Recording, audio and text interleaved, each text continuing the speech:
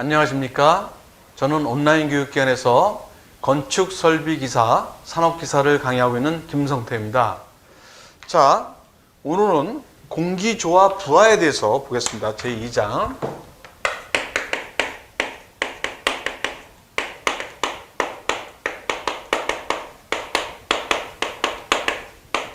자, 공기조화 부하. 자, 우리가 공기조화 부하는 어떠한 건물을 우리가 설계를 할 때 외부 공기에 의해서 겨울철에는 열 손실이 될 겁니다.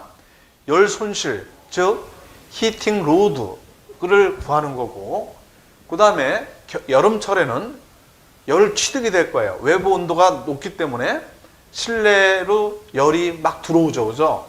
열 취득이 되는 거를 갖다가 우리가 없애야 되기 때문에 열 취득 부하가 되는 거예요. 그래서 이거는 그 쿨링 로드가 되는 거죠. 냉방 부하가 되는 것입니다. 이렇게 돼서 되는데, 자, 우리가 공기 조화 부하에 있어서 우리가 먼저 생각해야 될 게 뭐냐면은, 우리가 자, 이제 이 필터가 있어갖고 청정을 위해서 이제 이 여과기가 있고, 그 다음에 쿨링 코일이든지 아니면 히팅 코일이든지 이렇게 하고선 쿨링 코일이나 히팅 코일이 이렇게 여기 있을 겁니다. 여기 이렇게 팬이 있어갖고 이제 공급을 하겠죠. 이게 이제 공기 조화기죠, 그죠? 이게 어떠한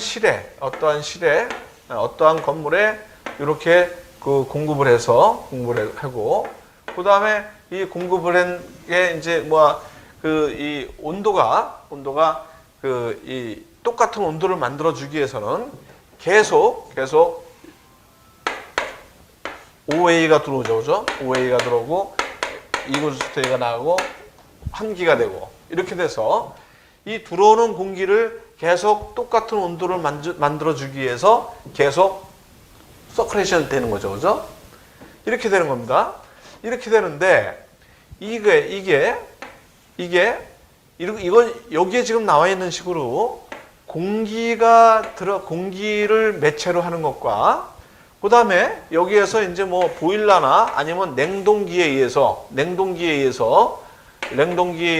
여기서 횡코이니터나 이런 식으로다가 여기에서 이제 여기다가 코일을 갖다 돌려서, 그 다음에 여기서 나와서 이거를 물을 서큘레이션 시켜갖고선 여기로다가 이제 냉방을 하든 난방을 하든 이렇게 될 겁니다. 그래서 이거에 대한 매체가 물이냐 공기냐에 따라서 우리가 달리 이거를 갖다가 볼 수가 있죠, 그죠? 자, 그래서 물이냐 공기냐를 갖다가 우리가 봤을 때, 자, 물이라는 것은 어떤 방법으로 되느냐? 자, 물은 압력이 높은 곳에서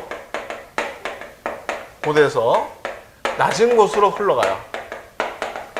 자, 물이라는 것은 수증기도 물이에요, 그죠? 그래서 우리가 살고 있는 공간에 저기압이 들어온다. 그러면은 낮은 압력이 들어와서 우리가 비가 오고, 고기압은 높은 압력이 들어와서 이거를 저기압을 밀어내고 맑은 날씨가 되는 거 아닙니까? 그런 식으로다가 물이라는 것은 압력이 높은 데서 낮은 곳으로 흐르죠, 그죠? 자, 공기라는 것은 온도가 높은 곳에서 낮은 곳으로 흐릅니다, 그죠? 그런데 우리가 만약에 농도가 이제 소금의 농도라든지 어떤 농도를 봤을 때, 농도는 어떻게 돼요? 이거는 낮은 데서 높은 곳으로 이렇게 하죠. 그래서 이 매체는 우리가 사용을 안 하고 있기 때문에 이건 빼고, 요 물이라는 것과 공기에 대한 매체를 갖다가 우리가 생각을 하면서 요거를 우리가 부하를 확인하셔야 돼요. 자, 그래서 우리가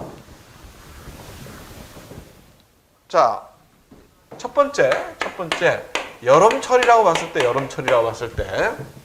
여름철이라고 보면은 실내가 있고 실외가 있다고 쳤을 때 실외 공기가 더 높습니까? 아니면 실내 공기의 온도가 더 높습니까? 당연히 여름철이기 때문에 외부의 공기가 높아요. 그러면은 이 공기이기 때문에 온도가 높은 데서 낮은 데로 흐르죠. 그죠? 높은 데서 낮은 데로 흘러요. 그럼 외부의 공기가 높은 온도가 실내에 열이 취득이 되는 거예요. 그죠? 이거는 열 취득이 되잖아요. 그죠? 자, 두 번째, 겨울철이라고 봤을 때 실내가 있고 실내의 온도가 있고 실외의 온도가 있을 때, 자, 겨울철에는 실내 온도가 높습니까? 실외 온도가 높습니까? 당연히 실내 온도가 높아요. 그렇기 때문에 높은 데서 낮은 데로 다 열은 흘러가게 돼 있습니다. 이거는 열 손실이 되는 거죠. 그죠? 네. 그래서 여름철에는 실내에서 열 취득이 된 걸 갖다가 열을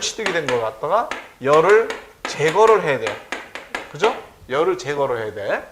겨울철에는 열 손실이 되기 때문에 열을 어떻게 돼요? 열을 공급을 해야 돼요. 그죠? 공급을 해야 돼요.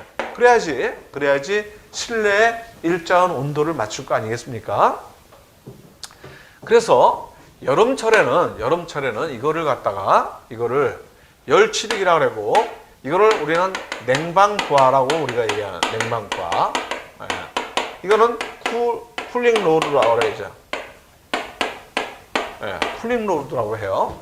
또 겨울철에 열 손실이 되는 거는 이건 난방부하라고 그래 우리가 얘기하죠. 난방부하.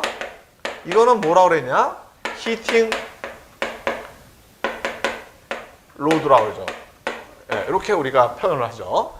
이렇게 해서 우리가 되는 요거 냉방부하와 난방부하 이 두 개를 다 해서 뭐라 그랬냐? 공조부하라고 우리가 얘기해요. 공조부하라고 얘기한다. 이렇게 해서 여러분들이 개념 정리를 해 놓으시면 되죠. 그죠? 자, 그럼 이러한 부하 계산을 하는 목적이 뭐냐는 얘기죠. 왜 이거를 갖다가 부하 계산을 하냐?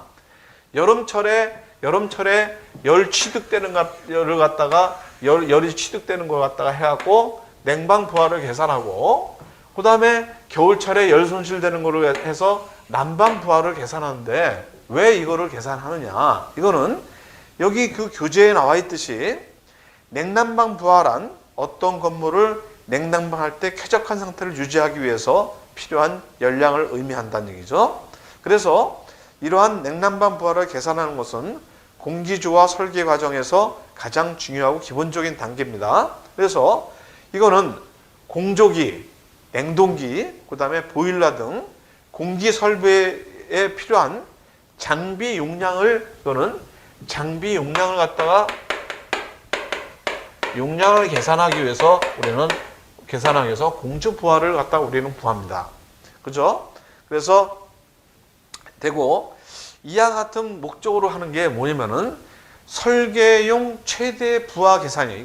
이거를 설계를 하기 위한 최대 부하 계산. 자, 최대 부하라는 건 뭐냐?